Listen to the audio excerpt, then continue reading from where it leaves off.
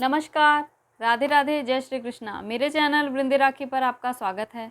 आज मैं आपको इस वीडियो में बताऊंगी पूर्णिमा के व्रत की उद्यापन की विधि। उद्यापन हमें पूर्णिमा के दिन किस प्रकार करना चाहिए।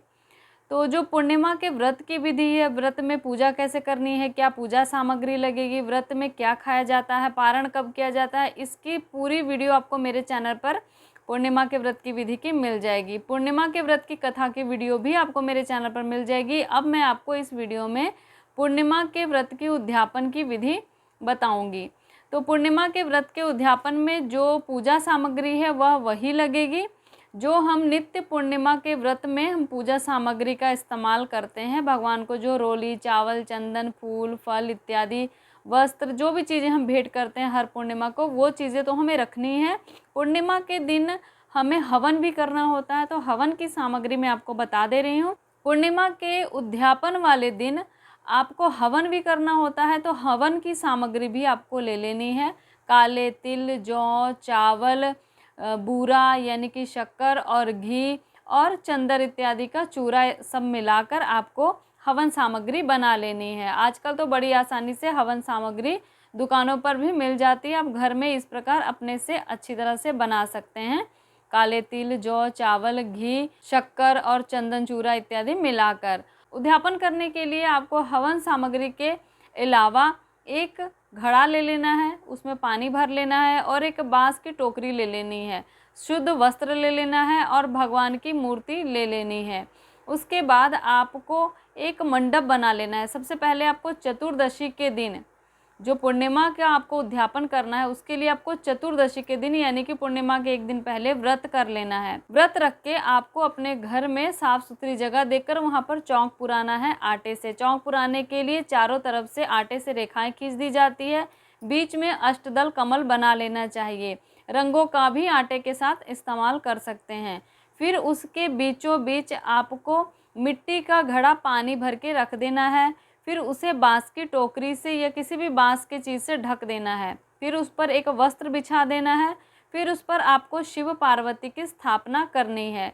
शिव पार्वती की स्थापना करके भगवान शिव पार्वती का पूजन करना है, जिस प्रकार हम हर पूर्णिमा के दिन करते थे। जो मैंने आपको पूजा विधि बताई है उसके अनुसार सबसे पहले आपको गणेश जी का आवाहन करके पूजन करना है, सभी देवी देवताओं को प्रणाम करना है। फिर शिव पार्वती का वहीं पर आपको आवाहन करना है।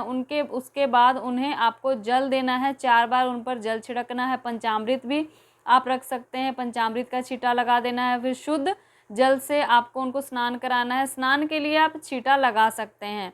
उसके बाद 4 बार जल छोड़ने के बाद पंचामृत का छींटा लगाकर फिर शुद्ध जल छोड़ा जाता है। पंचामृत नहीं है तो केवल 4 बार जल छोड़ने के बाद, उनको 4 बार जल का छींटा देने के बाद वस्त्र दिया जाता है। वस्त्र के रूप में एक मौली उनके ऊपर रख दें या सुंदर सा वस्त्र उनको पहना सकते हैं। उनके ऊपर एक मौली रखकर जो वस्त्र आप भगवान को भेंट करने वाले थे वो स्पर्श करा के आप उनके बगल में रख दें।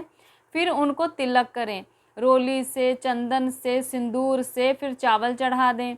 उसके बाद फिर भगवान को आप फूल चढ़ाएं, फूल माला पहनाएं, उनको बेल पत्र, जो भी आप दूर्वा, शमी पत्र, ये सब चीज़ें भगवान को चढ़ाएं। सभी फूल पत्र इत्यादि चढ़ाने के बाद भगवान को दीप दिखाएं, धूप दिखाएं, भगवान को फिर भोग लगाएं। जो भी आप फल और प्रसाद इत्यादि व्यवस्था के अनुसार आपने रखी हैं वह सारी सामग्री भगवान को भोग लगाएं। भोग के बाद शुद्ध जल से आचमन कराएं। फिर कपूर की आरती करें और जो आप कुछ दक्षिणा भेंट करना चाहते हैं वह सारी चीज़ें भगवान को भेंट करें। पुष्पांजलि करें, एक पुष्प भगवान को चढ़ाएं प्रणाम करके। और अपने जो भी पूजा अर्चना की है उसके लिए ये मंत्रहीन है, क्रियाहीन है, भक्तिहीन है ये सारी पूजा, और इसके लिए मुझे क्षमा करें जो मुझसे त्रुटि हुई है। इस प्रकार आप भगवान से प्रार्थना करके क्षमा याचना करें। और रात्रि को वहीं पर आपको जागरण करना है, भजन कीर्तन करना है। चतुर्दशी के दिन व्रत करके यह रात्रि को आपको सारी पूजा अर्चना करनी है। चतुर्दशी के दिन आपको व्रत रख के इस प्रकार आपको रात्रि को पूजन अर्चन करके मंडप बना के शाम के समय ये आपको मंडप इत्यादि बनाकर पूजन करना है और रात को जागरण करना है। अगले दिन आप सुबह नहा धोकर शुद्ध वस्त्र पहनकर अग्नि की व्यवस्था करें, हवन कुंड की व्यवस्था करें और उसमें जो मैंने आपको हवन सामग्री बताई है पहले ही वीडियो में, उस हवन सामग्री से 108 बार आहुतियाँ देनी है ओम नमः शिवाय मंत्र से। इसी प्रकार आपको 108 बार आहुति देनी है ओम उमाय नमः, इस मंत्र से भी आपको आहुतियाँ देनी है। यह आप अगले दिन यानी कि जिस दिन आपको हवन करना है, पूर्णिमा के दिन, चतुर्दशी के दिन आप व्रत पूजन करेंगे रात्रि में और जागरण करेंगे। हवन आपको पूर्णिमा के दिन करना है। आप हवन के लिए पंडित जी को भी घर में बुला सकते हैं, या फिर आप जिस प्रकार मैंने बताया इस प्रकार भी कर सकते हैं। और इस दिन ब्राह्मणों को भोजन भी कराना चाहिए, तब आपका व्रत पूर्ण होता है। 32 व्रतों को करके हमें उद्यापन कर देना चाहिए। यही विधान पूर्णिमा के व्रत का है। पूर्णिमा का व्रत हमें मार्गशीर्ष से आरंभ कर लेना चाहिए, या माघ के महीने से, या वैशाख के महीने से। मार्गशीर्ष, माघ या वैशाख के महीने से पूर्णिमा का व्रत प्रारंभ करना चाहिए और 32 पूर्णिमा का व्रत करना चाहिए। भादो या पौष को व्रत छोड़ देना चाहिए और फिर व्रत का उद्यापन 32 पूर्णिमा व्रत होने पर करना चाहिए। हर पूर्णिमा को एक आटे का दीपक भगवान को समर्पित करना चाहिए पूजा के समय, और 32 दीपक आपको हर पूर्णिमा को समर्पित करते हुए पूर्ण करना चाहिए। व्रत पूरा होने पर जो मैंने आपको उद्यापन विधि बताई है, इसी प्रकार उद्यापन करके ब्राह्मणों को भोजन करा के कुछ दान देना चाहिए।